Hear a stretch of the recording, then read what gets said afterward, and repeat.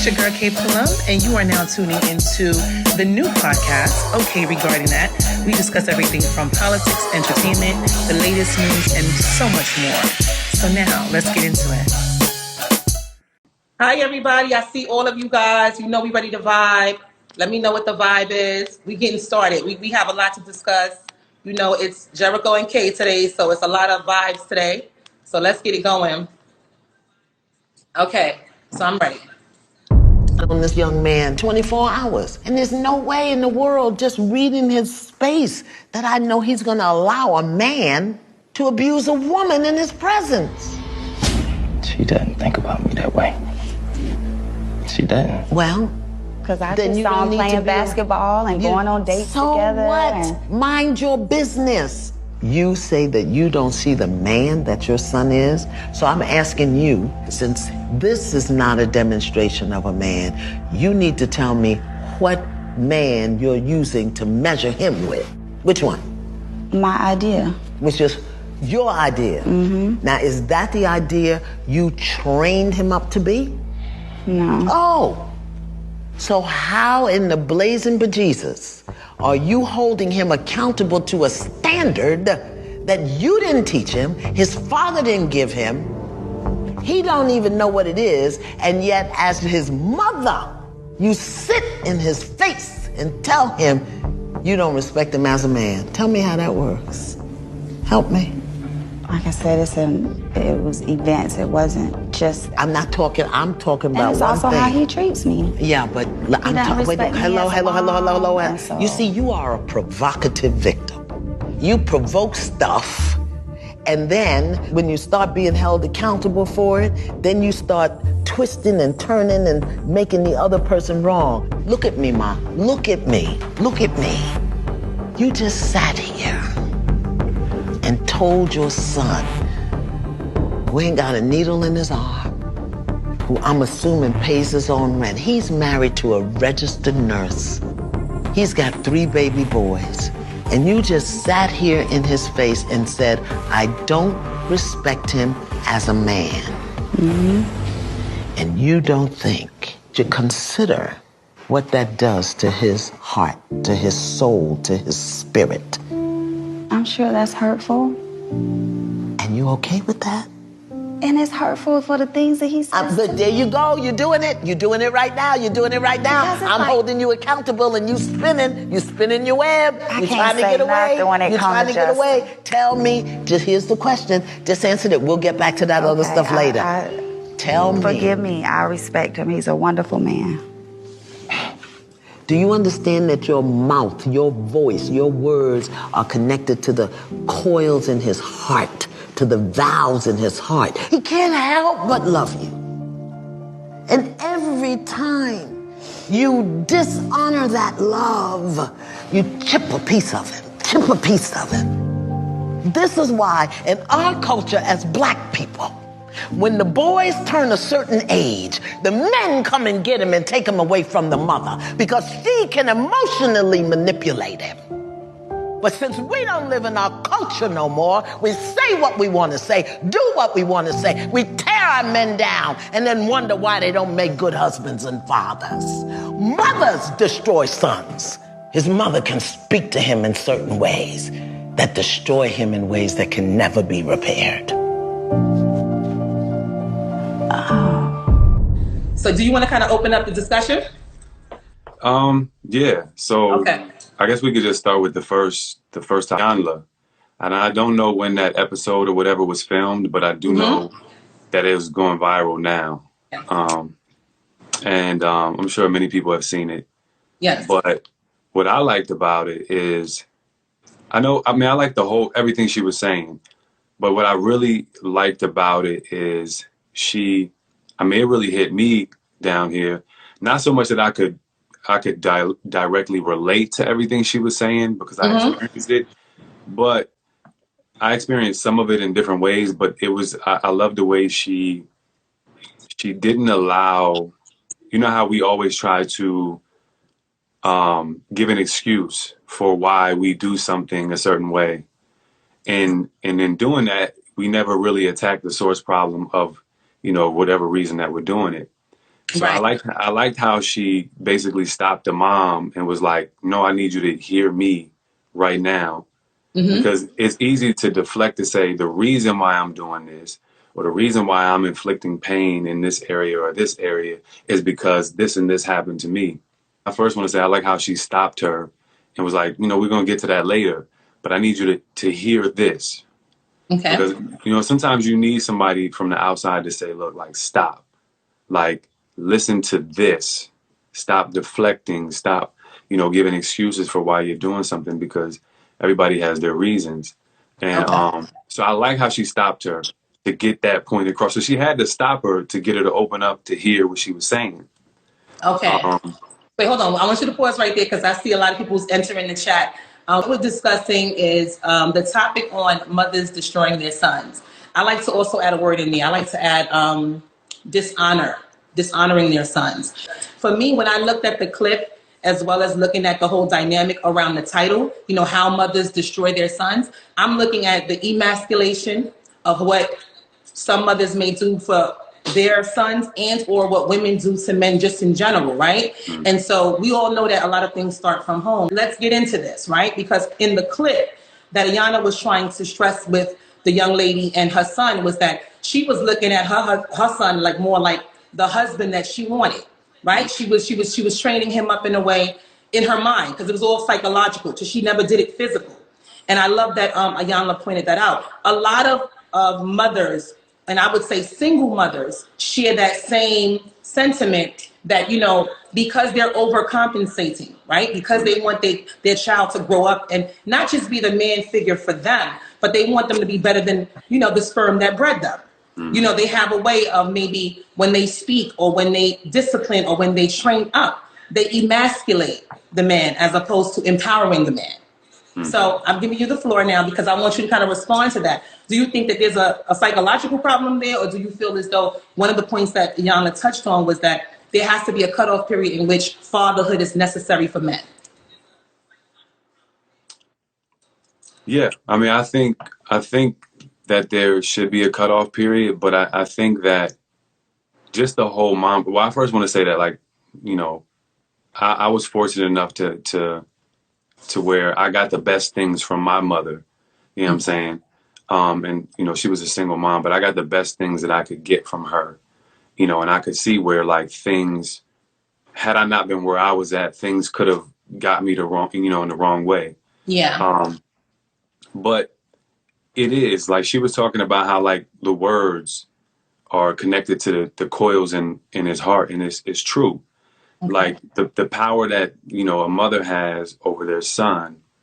Is specifically talking about Black people, a Black mother having, over her Black son, and just in the Black community and it just in the scope of America, Yeah. it's very powerful, and it actually has the power to set him on the wrong path, as opposed to where, he can then be controlled and manipulated by the power of the words of other Black women that come after his mother. Whether it be his baby mother or his wife or his girlfriend or girls he dates. And if her words are destructive, because women, they underestimate the power that they have with a man who loves them. And I know, in the world that we live in where men are like seen as the dominant, so it's hard for women to see the limitless power that they have for men that actually love them, whether that be your sister, your mom, your aunt, your girlfriend, your wife, your daughter, whatever. Okay. There's a limitless power connected to that, and I'm just giving it the drop on it because it's true.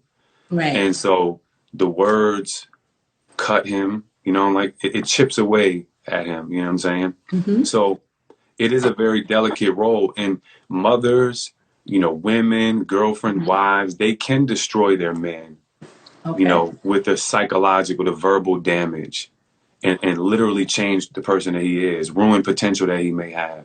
And I'm saying this delicately to not like to say like it's their fault, because it's kind of like it's like a never ending cycle, because those women who may do that, they have their reasons for why they did whatever damage that they received. But it becomes a point in time where somebody has to step back and say, let's look at this from the outside. How can we heal it? Like we were talking about last time, is like, Yeah. We need a holistic approach. Yes.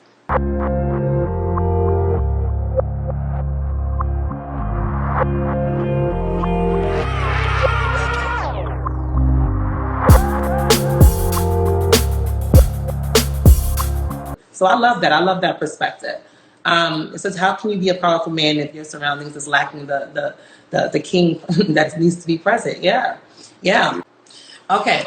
The question around alpha and the beta male, right, always comes into play because when we talk about, the healing that goes on with men, because, okay, my cousin was on here about 2 weeks ago and he talked about, how he didn't really know how to be a good man to women because he didn't really get that love and affection from his mother.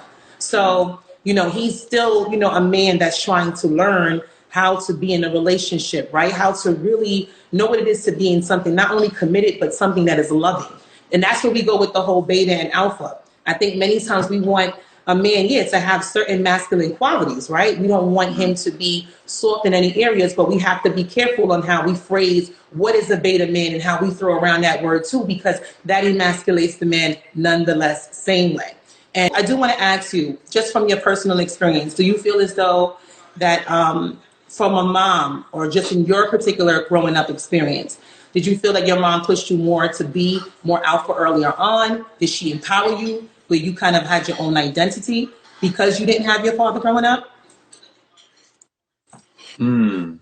I think she definitely did empower me to be more alpha early on. Okay. Giving me a lot of responsibilities. Like she didn't really baby me. You know how like some moms are, the boys get out there and they playing basketball, football at a young age, and the Yeah. moms are like, my mom wasn't like that. I was doing martial arts and boxing and football and everything, and my mom just, let me do it. Now, granted, she was busy at the time. She was working 2, 3 jobs or whatever. So there is an aspect of her not having the time to be locked in. But she did, kind of push me in the direction of being alpha, until I got until I got too alpha, what I'm saying, for her, where it rose her fear level. Like when I started becoming like, maybe like too, idolizing like, militant pro-black men that may have been, seen as dangerous, in Okay. their ideals. And then she, she kind of got a little leery of that in those situations. Okay. Not bad. The lack of fatherhood has definitely had its pros and cons, but in our community, especially amongst the Black people, it has more cons, right? And saying that when we talk about we are the strong fathers, males, we're the strong males, is that around the Black men? We're lacking that. We've lacked that for a very long time. But I do agree with Jericho on this. I think that the shift in what's happening in the atmosphere, how we're moving as a unit, how we're moving as a group, you see more proud family representation online. You see more proud marriages and just Black love and just love in general. You see a lot of that happening. You see more people stepping up, and you see a lot of healing in personal forgiveness. I think a lot of people do not realize that forgiveness on all fronts comes from the individual as well as the one that actually imposed the harm, right? So if we had more of us actually learning from our children in those mistakes, it would be easy to say, you know what, I forgive myself for not doing the best, right? Or doing the right thing, et cetera, et cetera.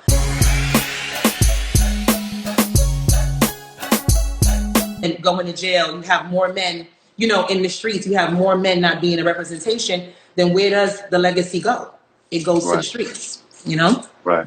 And I agree. Like, I think it is it's coming from a broken place of trying to protect, and a broken place of fear too. Like fear of not knowing what I'm going to do. So I'm going to just react out of fear in raising my son. And then you have those anomalies like me and others where it can end up good based on various different factors. But in most cases, it may ruin him. It may emasculate him. It may turn him, he might, whatever, go this way or that way, or he might go with the wrong crowd because he's desperately looking for some sort of role model. So he may find comfort in, bad people or bad things. And then that's where, the problem comes in. But like I said, it's a very just unique, African American people were a very unique niche of people that it's just a very unique situation for us in our situation. And to understand, it's just so many different variables that are thrown at us, so many different obstacles. And, it's a process that, like, I tell people this all the time. Like, I don't like to talk negatively about it so much because I do see progression. I see progression every day. As much negative stuff we see online about stuff, I do see lots and lots of progression from like a long time ago from now. Like, I see daily progression amongst, Black people just all around the world, but specifically in America. And things like this, specifically family structure, the dynamics of mother, daughter, mother, son, absent father, all this stuff. I see progression just having, these conversations with people who are, all over the world. And, I see a bright future for it. Okay, so I'm looking at some of the comments as you were talking, and I'm looking at the theory around the protection and the protection of who I know. Herbert, you talked about the protection, whether it's around white supremacy or, who are we really sheltering our boys from? I think providing knowledge and providing intellect is the very basic and first step. I think we've learned that from a lot of our great leaders. There has to be a system and a structure and a routine in place in which kids are being not only filled with the knowledge that they are learning at school, but learning the knowledge that they have at home. For single mothers in the chat, I feel as though sometimes the facing a broken heart can it can lean to a bitter attitude. And sometimes when you have a bitter attitude, you don't realize it, but you're exerting your anger and everything that you feel from that broken relationship, right? From that failed relationship. And you don't realize that you exert that onto the children because sometimes your seeds are the reflection of what was gone, right? If your child came out 99% like your spouse that left you, then of course there will be some feelings there. We don't have the discipline. As a people, we've lost that because we are reconnecting ourselves, right? So we've lost that. That's what Iyanla was saying when she said a lot of mothers have destroyed their sons because the teaching has stopped. The knowledge has stopped. And for you, I want to ask, how did you stay on the good and narrow, right? Knowing what you knew, coming up the way you did, how did you take from what your mother could give? Because people can only pour from what they have. If that cup is filled halfway, I'm going to give you that. If it's empty, I can't give you anything. So how did you navigate and become the man that you did? Well, my mother was probably like one of the most intelligent people that I've ever known. But, she had her flaws. And like most Black mothers, they never want to admit that they're wrong. You know what I'm saying? About anything. So I don't know. I just had the foresight to be able to take all of the good that I could. And, I didn't have a father around. So I had, I found my own father figures they were one, imaginary, or they were already dead and gone. And I could only remember them for their greatness. They couldn't fail me. They couldn't steer me in the wrong direction. Okay. And I literally modeled myself after them. And of course I made my own mistakes, but I had role models to follow and to chase that couldn't do any wrong, like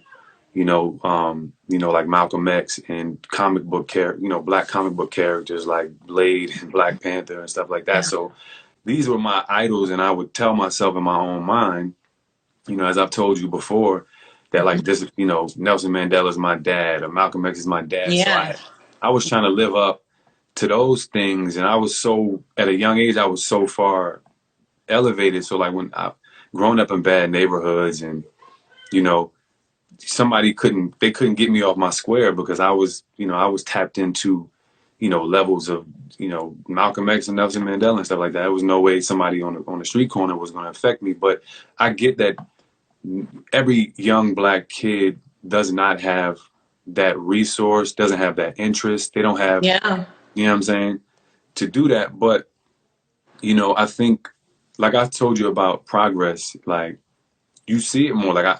I know every time I can, whether I know you or not, I'm going to try to give you something, a young black kid, an older black person, male, female, whatever.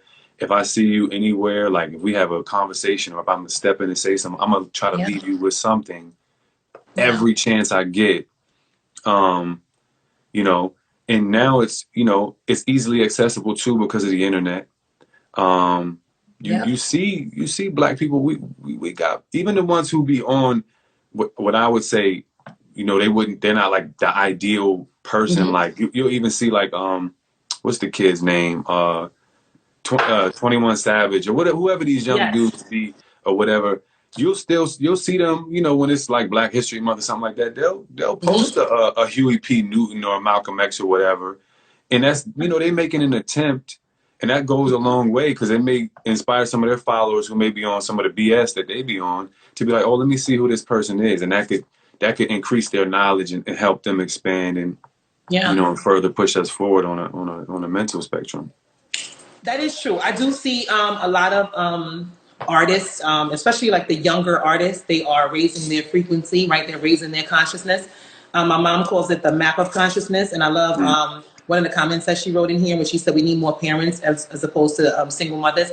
I'm a big proponent of that. I'm more like, you know, we need to be having our own set of unified principles as a people, but just in general, parents in general, like there shouldn't be any escape route for a parent to, like, you know, abandon their child. That's not happening in no other culture. People know who the father is. They know the last name. They know an address. They know how to get to the courts. So they know how to hold people accountable. Unfortunately, sometimes, like you said, that lack of knowledge. As a father and as a parent, do you find yourself implementing new systems to raise up your son different than how you was raised by your mom? Absolutely. That's one thing, you know, like my wife and I, we agree on. Now, how effective we'll be at it is another story, but the first part, we totally agree and are aware to try to, any flaws that we were brought up with or any, you know, things that we learned growing up from bad things from our parents or whatever, we want to try to, in the next generation, get rid of them. You know what I'm saying? So anything that I feel like is bad with me, I want to trim that fat. I don't want to pass it on. That's right.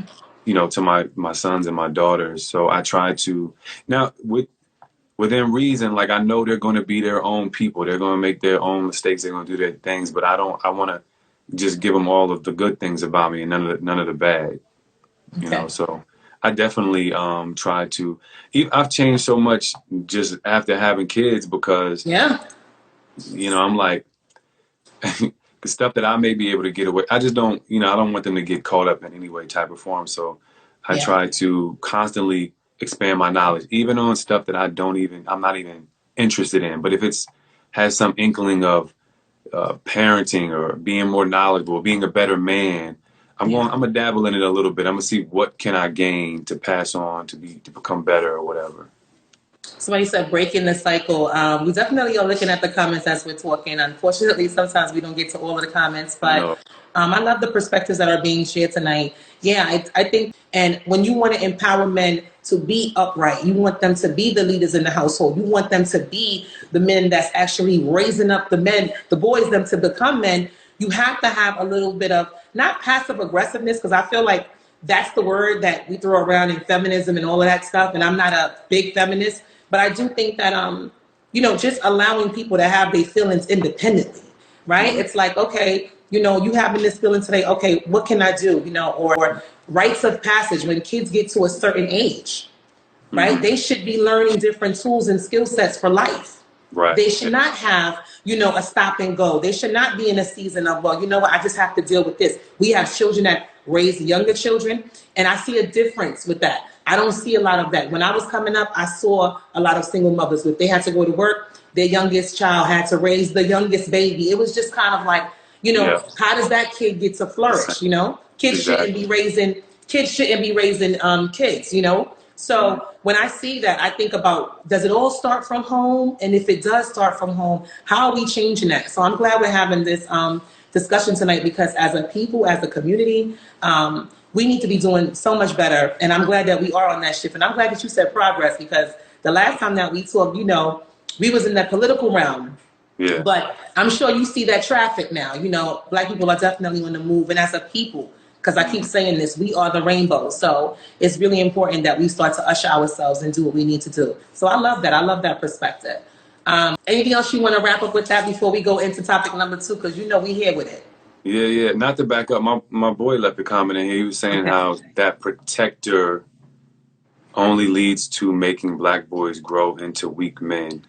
Okay. So not to backtrack, but No, go ahead. You know, that is an important point that he's trying to make there. He can be a little blunt, but you know, the mom, you know, quote unquote, trying to be the protector, and like I said, back to what I was saying about reacting out of fear or reacting out of damage, a damaged place or whatever, or of a place of wanting to control something, like in this world. Like if I can control anything, I can control the life of my son.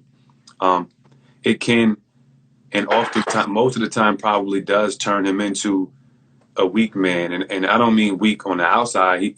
He may be boastful and abusive and cocky and a bully on the outside, but he is weak on the inside. And oh yes, so I saw that comment. I wanted to touch on that. So yeah, but I mean, go ahead. Okay, go ahead. No, I mean that's I think there was, I'm trying to think, there was one other point I wanted to make about that Iyanla thing that she was saying. But I think... Well, she did talk about like words of power. She talked about like, you know, for you to not even think that your son who grew up, he was not of the streets. He actually married somebody. Yeah. He married a prominent woman, somebody that's a working woman. And the topic we're talking about is mothers who destroy their sons using emotional abuse. And that's through either words, that's through actions, and that's also through circumstance, because obviously a lot of it starts from something rooted. One of the things we didn't touch on with that whole segment is that, you know, the mindset of the woman.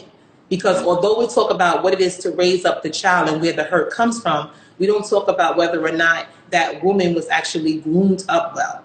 When it comes to heartbreak, I feel like a lot of things psychologically can go left for a woman. I'm not sure.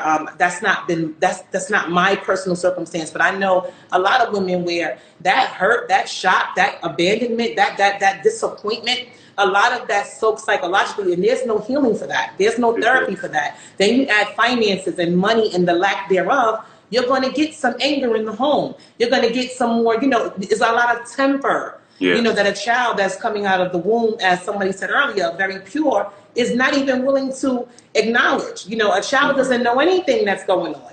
You know, you tell a child right now that the lights have to be off and they're looking around like, what? That's not their norm, especially if they're not used to that. For mothers, I feel as though there's a dependency too that happens with women when they get with men and or they establish a family bond. So if a woman gets with a man and then she's courting with this man and then they now have a child, and that man said, you know, he wants to go on. He may be somebody that's a promiscuous person or a cheater, right?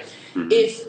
If she is not fully prepared for that solo journey and she wants this person to be in her life, but he's just a waste man, you know, he's not present. You know, how do you cope when you're not even able to heal? And you have to do the day-to-day work. That's a mental challenge for a woman. So I can sympathize with the woman saying, hey, you know, I need some help. And that's why I talk about the community. But I can't sympathize with if we're just going to be bitter. We just crumble the whole pie and we break the whole heart. And then we grow up and we have these young boys coming up and they're more angry with women than they are with men. You know, it's just it's like a terrible cycle that will continue. Yeah. And even if it's a man who is a bad husband or a bad whatever, it's still his obligation to be a good father. And like, it's very, you know, the universe that we live in, it operates off a balance of opposites, and it's very necessary to bring up a child properly to having a, you know, women naturally, they can be more can influenced by their emotions. Iyanla touched on that. Like they can make decisions based off of emotion.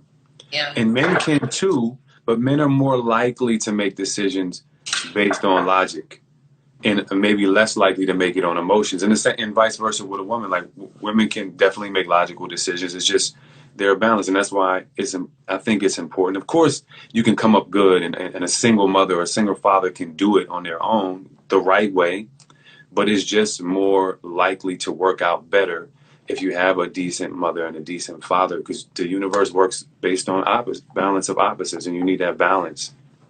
Last question before we move into hypergamy is when it comes to women, right? Do you feel as though it could be from your personal experience or just in general, like, do you feel as though women can accept a man that has the balance of being beta and alpha? Because there is a big debate around that. Some women don't even want men that actually have any beta qualities, right? And then you have some women that do. And I just wanted to know, what is your take on that? Because I do feel like that goes along the lines with what Iyanla was saying about how, mothers are destroying sons because of their mentality. I think if a woman has her ideal man, yeah, or close to her ideal man, then she can accept just about anything with him. Just about, this is my personal opinion. Okay. Now, if she's with a man that may not be in her subconscious her ideal man, and she may subconsciously feel like she's maybe settling here, settling there, then her standards are going to be a lot more strict for him before she's wanting to treat him, disrespect him, or dip out. They're going to be a little more specific, and she may be like, oh, I don't like that, or I don't like this. But you know what I'm saying? Like if she had Idris Elba, she'd be putting up with, you know what I'm saying? He could be beta, he could be super beta, and she probably wouldn't mind it that much. Now, I say that with a grain of salt. Okay. But I think that it is a problem of women who may have been hurt or disappointed to then fall back on this idea that they created in their mind, usually an impossible idea that is not even realistic. And also that nobody knows about. Like Iyanla was saying, like nobody knows this idea that you have in your head. You cannot expect someone to even try to imitate it. They can't even try to imitate it because they don't know it. And even if you explain it on a list to them, which most women are not, they may say, they want you to just be that. I don't want to tell you how to do it. Do you think men are scared to say if they have not been groomed a certain way? Are they afraid to say that some of those skills they may not have developed as yet? Because, see, that's the thing, too. Because, if we put it in the context of the everyday people that date, right? When you date somebody, everybody's bringing their surface self, right? And it's only until they get to have those moments, personally or intimately, and then based on their previous relationships or the lack of betrayal or whatever has occurred before, they may not be willing to be so open, in the beginning. So I feel as though there's a disconnect there when it comes to men and women. There's a disconnect. Go ahead. I think that if you're really prepared and open, a lot of people go into relationships and love and they think they're ready, but they're not really. But if you're really ready and you're paying attention, people they come into dating and stuff like that with the skeleton of who they really are. And you can see it is there. Now for men, they may, add a little muscle on their skeleton. Like I've done it back in my dating days. You might do stuff a little extra because you want to be impressive. You want to, you want to woo her. You might do a little more of this, or you might be a little more affectionate, send a lot more text messages, spend a little more time on your texts and try to, make her, melt her heart and do stuff like that. Might try to work out a little more, dress. You do those things because you're trying to impress, but the skeleton of who I was or who I am or who a man is, it's going to be there. It's going to be there if you're seeing it. Now, if you want to be blinded by like the muscles and all of that, then you just was, you was looking at something else. But, that's my take on it. Makes sense. All right. I like these perspectives, and I definitely like the perspectives tonight.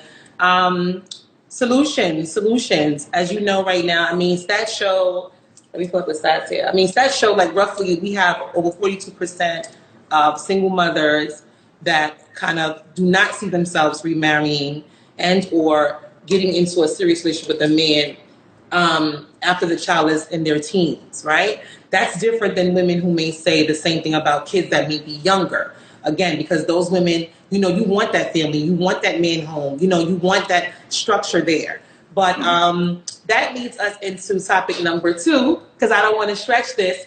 But when we talk about hypergamy and a woman's, or especially black women in hypergamy different than other cultures and races when it comes to marrying up. So for those of you in the chat, you know, me and Jericho, we had just discussed mothers destroying their sons. We did a whole segment about that. If you guys feel like you still want to comment on that, that's cool.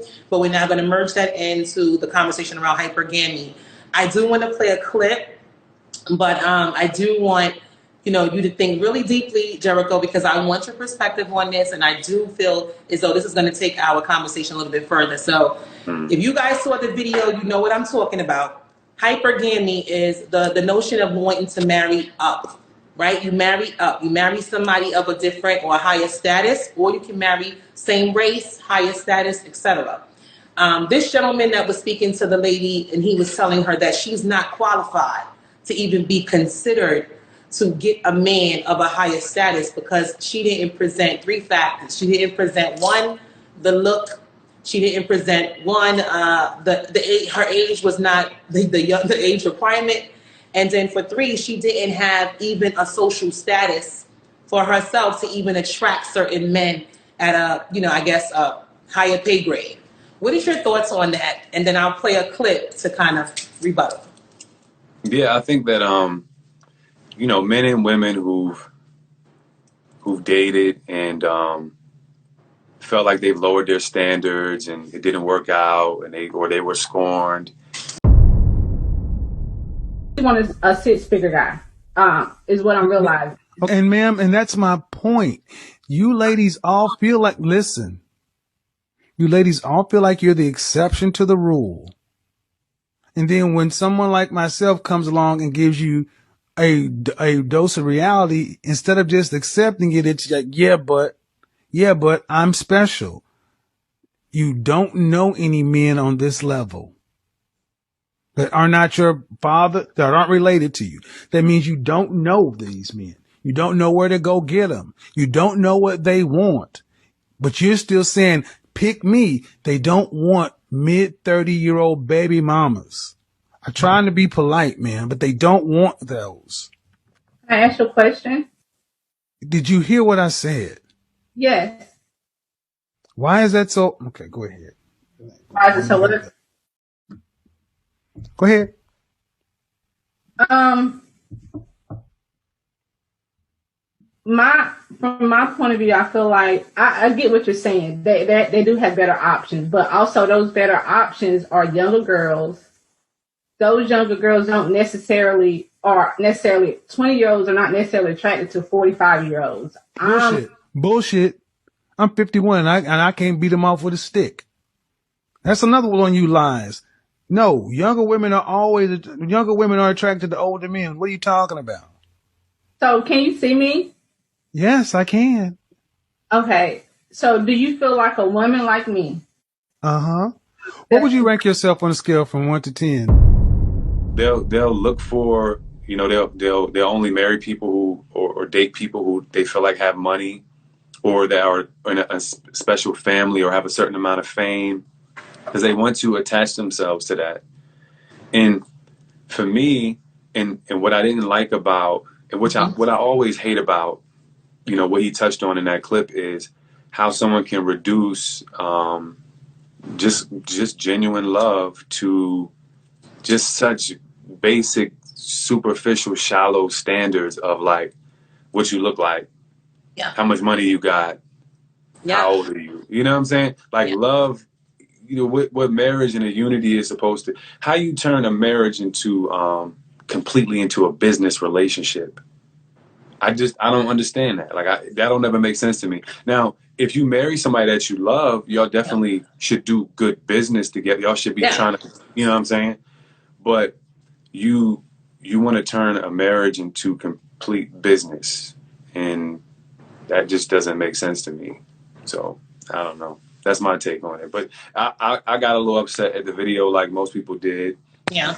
And he was just really on his high horse, like looking down at her like, I'm sorry, love is based on, or you getting a man that makes as much money, you gotta make a certain amount, you gotta look a certain way, you gotta be a certain age, and that's that.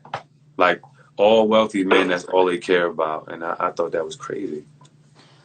Okay. So you looked at it and said that it was more about wealthy men in particular, not just women or men of high status. Yeah, well, same thing. Men of high Okay. status, or Because wealthy. I feel like there's okay. So now, in saying that, right? Okay. The thing that I noticed in the way of the world that we live in, especially in America, we're gonna just say America, because everybody on the chat, we're gonna just say America. Mm-hmm. What I've noticed is that okay, there is certain things that are seen as a norm for other races and other cultures, but it's not the same when we discussing Black people, especially Black women, because I don't think that there has been an upsurge or there has been a popularity in showing how Black women actually seek out their husbands or their partners, whether it's male or female. And the reason why I'm saying that is because, when you look at the structure of the world we live in, it's sort of like, if the man proposes, right, he has to do this, he has to do that. The woman has to, be willing to be a certain being once she is married. She has to be either submitting to being traditional or she can be independently working, et cetera, et cetera. Now, in this particular case with this gentleman, the thing that I found the most difficult is when a man asks a woman to rate themselves, and then a woman rates herself at a small rate. There was no ushering in saying, you know what, why did you rate yourself that way? Or why do you don't see yourself, higher, you don't see yourself deserving of more? When you see nationally, you see on the news, you see in cultures, every other race and culture in America, you see that there is certain culture and practical norms that are followed to acquire your partner, especially in marriage. Especially in marriage. So this is the okay. I have to play this because the thing that I found that was very interesting is that even when she evaluated herself and she said, well, I think I'm a 5 and then a 6, because she couldn't say 7. She couldn't say she was a 7. He was upset. He was upset that she even valued herself at that low number, in my opinion. Now, that does not dismiss a woman from saying, well, although I may look at myself as this number, but I want this in a man. I want him to have, a certain income or a certain this or a certain that. What is the difference between what we see and how our Black men say about the exotic women or the women that they want to get foreignly because of their high status or that closeness to whiteness that allows them to feel like they are moving up in the world? Right. So I think psychologically, it's like he didn't even use that time to make it a teachable moment for her. Instead, he just bashed her, and that put even us as a culture far back. But did he make valid points regarding whether or not young women like older men, and whether or not, that we're like Black women are in this, or Black women that are making a lower salary? Are they thinking above their means and above their status by looking for men who makes more? When culturally and statistically, there are women that always do that. They're groomed to look for higher. Yeah. What's your thoughts on that? I don't think he. I thought he was the reason why I didn't get too upset, because like he was just the wrong guy. He was totally not the right guy to even be, for anybody to even be upset, because he's too detached. Like he's not, like, for example, he was saying like how he was actually speaking. Yeah, young women. Yeah. Some young women like older men, but that's not a normal thing. And if they do like them, it's because they got money, or it's a come up, or it's a sugar daddy relationship. That's the normal thing. Mm-hmm. Now he can't beat them off with a stick, is what he was saying. But I'm like, but what are their motives? Are they in love with you? Are they trying to, or are they after your money? Like there was too much information he was just leaving blank. You know, he was just painting himself as this untouchable figure. Like, you got to be like this or whatever. And he's just completely inaccurate in almost every way. He made a couple points, but not important enough points for me to even give him credit for. There were a lot of Exactly. irrelevant points. And he's saying like, oh, you got to have, how often do we see wealthy men or men of high status go and get women who have no talent, have no money, Okay. they just may be attractive. They might have the right. They don't even gotta have a body because they'll come and they'll pay for the body for them. They get them in. They groom them right. Like you could be the girl that I want you to be. They get them a Yes. new wardrobe, and they don't have to do Mhm. nothing. They kind of like them like that in a lot of ways. They don't challenge them. Sometimes they're not educated enough, so they can't. They're not trying to get a prenup if they want to decide to get married. They got the right type of woman. He just was. It just didn't, I don't know. He just didn't Yeah. make a lot of sense to me. I feel like people were giving him more attention than he deserved because he was just off base. He just ruffled a lot of feathers because I felt like the way he disrespected her. Yeah. And he was looking at her like, you better not rate yourself above a 7. You know That's what that was my problem. That's where we have again the trauma and these bad practices that happen amongst us, even when we're trying to enlighten and empower. One of the things that I wanted to highlight is that when it comes to the salaries of anyone, it's not just Black people. When we look at the rate of income that sustains a family in America, everybody is similarly paycheck to paycheck. Even in the middle class sector, I don't care if you invest in stocks. I don't care if you got, 2 properties. If you don't have what they call the full package that allows you to save, invest, et cetera, you're on the hustling team, working paycheck to paycheck, trying to do what you have to do. Now add children to that and then planning for their future and then feeding them every day, et cetera, et cetera. It is absurd to say that you have to have these particular things to start with when you don't even know who you want to build with. And I think that's what he lost at. He lost the teachable moment to allow her to understand that, first of all, you need to be thinking about what kind of men you're trying to even court. You're already saying that you want these qualities, but you're not even offering up anything in the beginning. And that is a true statement. A lot of us, like you said in the beginning, you said, at the end of the day, if you're looking for love and you're looking for a partner to connect with and build with, then you have to get some time to get to know that person. And it's not that you don't have to have a criteria, because again, many other cultures, many other women in other races, they have a standard and a type. No different than how we talk about in our community when our athletes get big, right? And they come from the hood and then they go it's the same thing. However, I do think that when they say money can't buy you happiness, this is what it boils down to. It's like, what are we empowering each other with when we talk about you need to have this status? But is it wrong for people to feel, or Black women in particular, to feel as though they should be marrying up in the nature of the game of what we live in? What's your thoughts? I don't have the audacity to tell somebody if they're right or wrong, if they're doing what they truly want to do. But I want people to be honest about what they're doing. Like, young women, some young women like older men, but that's not a normal thing. And if they do like them, it's because they got money, or it's a come up, or it's a sugar daddy relationship. That's the normal thing. Now he can't beat them off with a stick is what he was saying. But I'm like, but what are their motives? Are they in love with you? Are they trying to, or are they after your money? Like there was too much information he was just leaving blank. He was just painting himself as this untouchable figure, like you got to be like this or whatever. And he's just completely inaccurate in almost every way. He made a couple points, but not important enough points for me to even give him credit for. There were a lot of irrelevant points.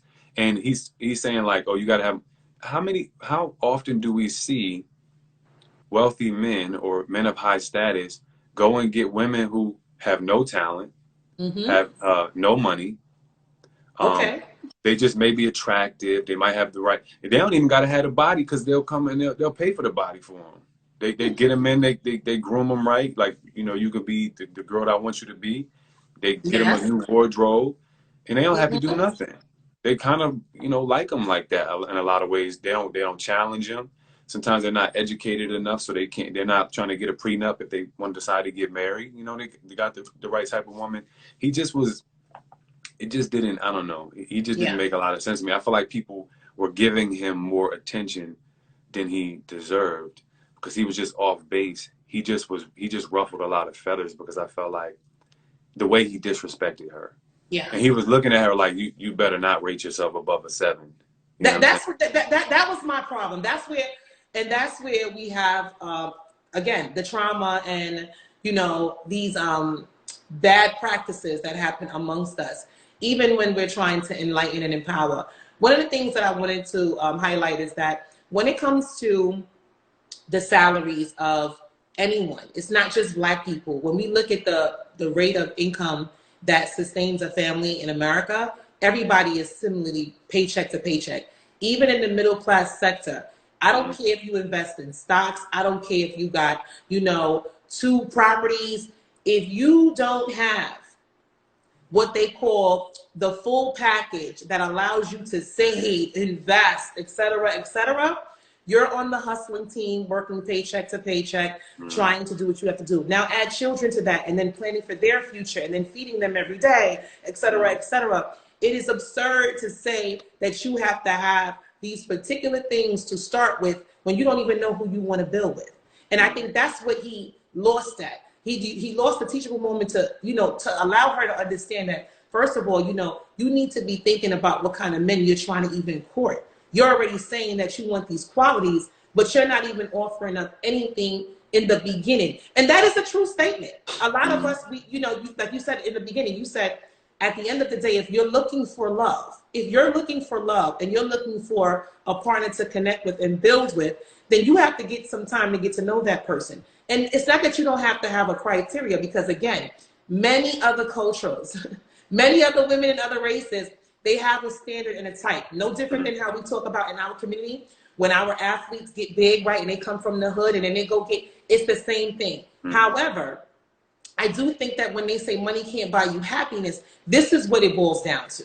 It's like, what are we empowering each other with when we talk about you need to have this status? But is it wrong for people to feel, or Black women in particular, to feel as though they should be marrying up in the nature of the game of what we live in?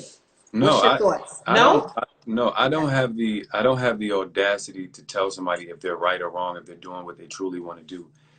But I want people to be honest about what they're doing. Like, if you're honestly saying, I'm trying to marry up, that is my priority, and you're honest with the person, they know that. There's a group of people who they will look for partners to marry on a business relationship. They might want sex, or they might want just a companion and a friend or whatever. They're not really looking for, they're trying to get married for a business relationship.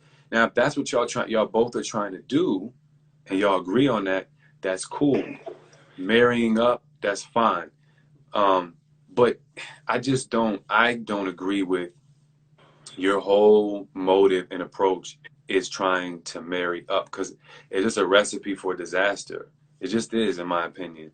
Like, you know. But hypergamy is also used for a notion that Black women should abide by in order to bridge the wealth gap. Instead of us, because we love to talk about, in our community, we love to talk about, there's a lot of complaining, there's a lot of, shifting the blame, right? It's them that go out there and date outside their race more, and it's not us, and we should more. And it's a lot of talk around that conversation, because I've noticed in the comments on the original video, there was about 50 women that were like, this is why Black women need to start dating outside their race as well, because we've done that work before. So it was kind of like, we have the slogan of, we're not our ancestors, right? We're doing things a little bit different, and it's supposed to be used for something positive.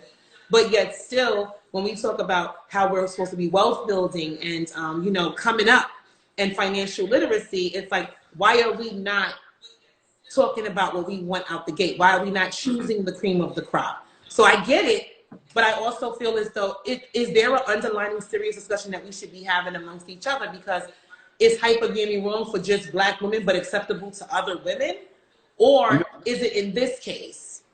I don't think it's acceptable I mean, I guess it's acceptable for other races, but you know, it's always talked about bad. Like people mention it all the time. They're like, "Oh, she just married him for money," or she, you know what I'm saying? Like people say that about any race. It's not really like a good thing.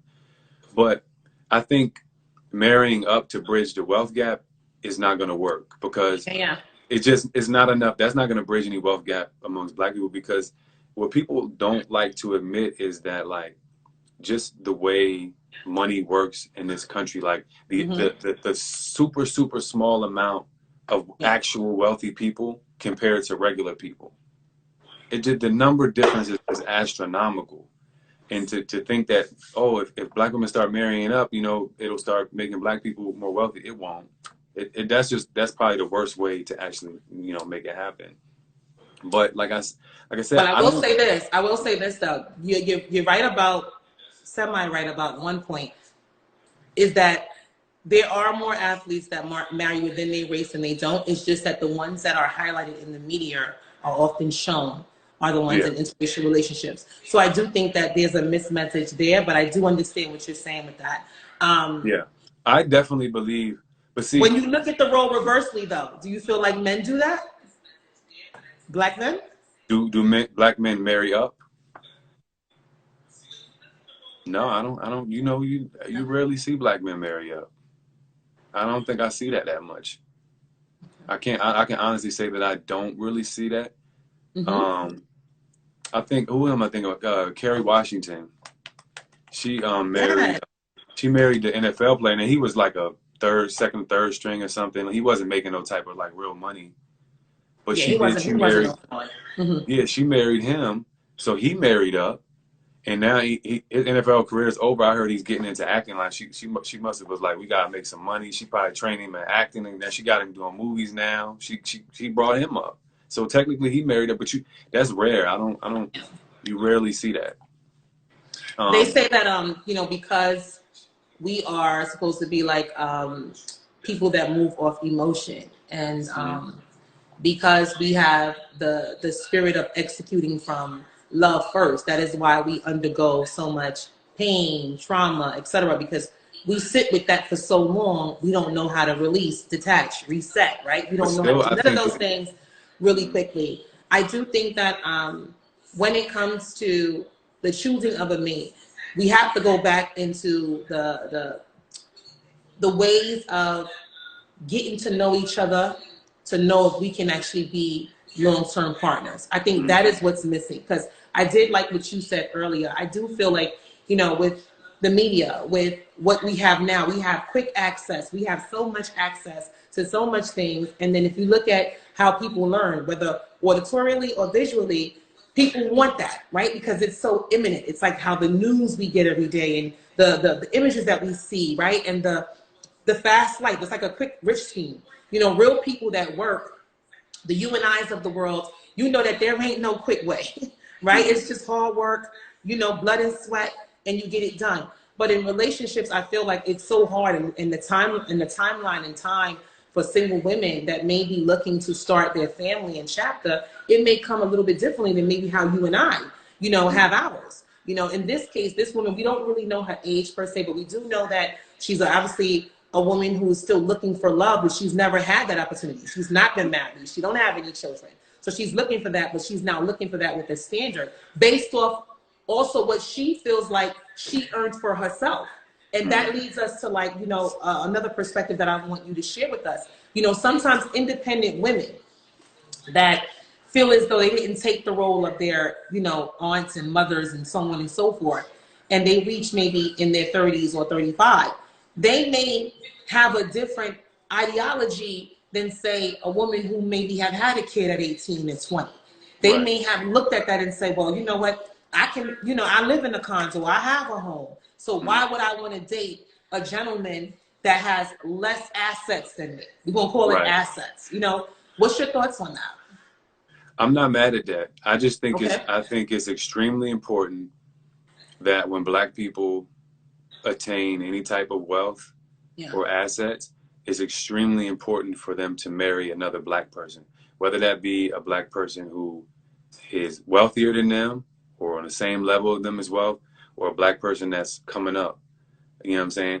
I think it's very important not to marry somebody who can ruin what you've gained or what you built. Like somebody with no potential, no aspirations, you know, and can potentially ruin or make very difficult what you built. But I think it's extremely important that if you are a Black person, just, you know, you should marry a Black person just in general. But if you're a wealthy Black person, you definitely should look to marry another Black person. But I'm totally not mad at you saying, I got all of these things. I don't want to marry someone who is, you know, not on their square.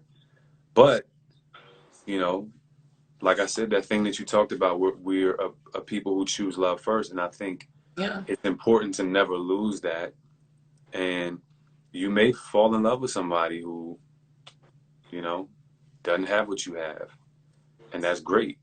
Because at least if you got something out of life, if you stole something from this lifetime, is you got real love.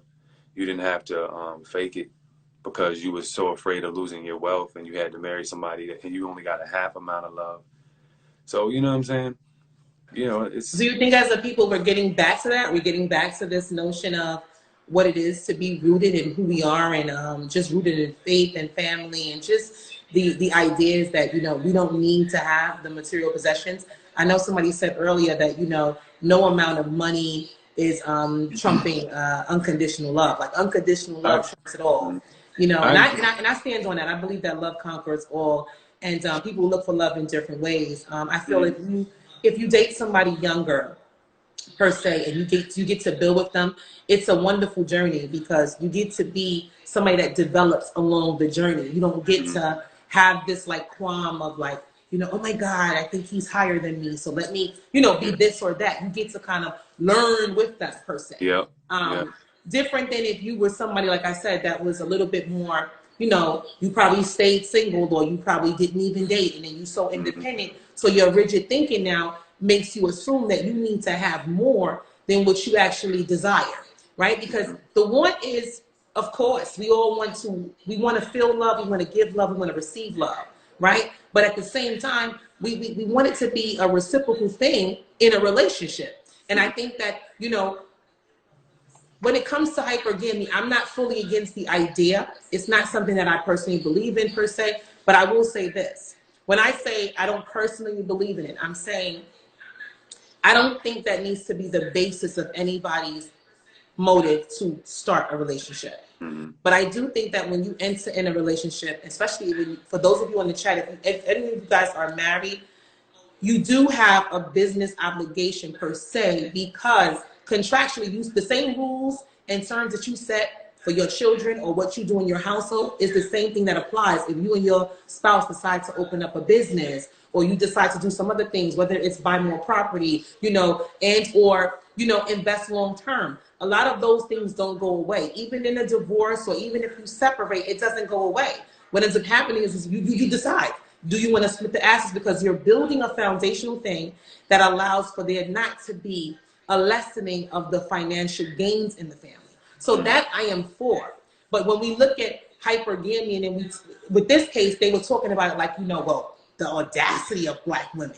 And I feel like it always lessens this ideology that Black women can't even think highly of themselves. When even if I look at, you know, Senegal, Mali, Gambia, just those countries alone, you know, men have to come to the fathers in order to even ask for a wife.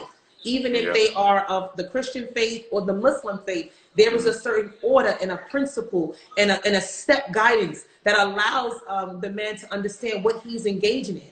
Because we are on the other side of the equator, right? We're in a world where we're like a melting pot. We don't have a lot of those gems and those principles that are being poured into our young people. So everybody is winging it, but we're winging it with the way of social media. If I'm winging it and like our day, we probably didn't have social media. Probably the most, MySpace or Facebook. And then you look at these kids today, they got everything under the sun. So they may think a little bit differently. So I'm glad that we're having this conversation because we need to be teaching our kids the difference and what they should be willing to do, which is discern. You can have these thinkings and these talks, but you should discern and know, you know, you could be missing out on somebody long term because you're looking past the heart, but you're looking more on, you know, the clothes, right? And we all know, as the Bible said, a lot of wolf, you got the wolf in sheep's clothing out here.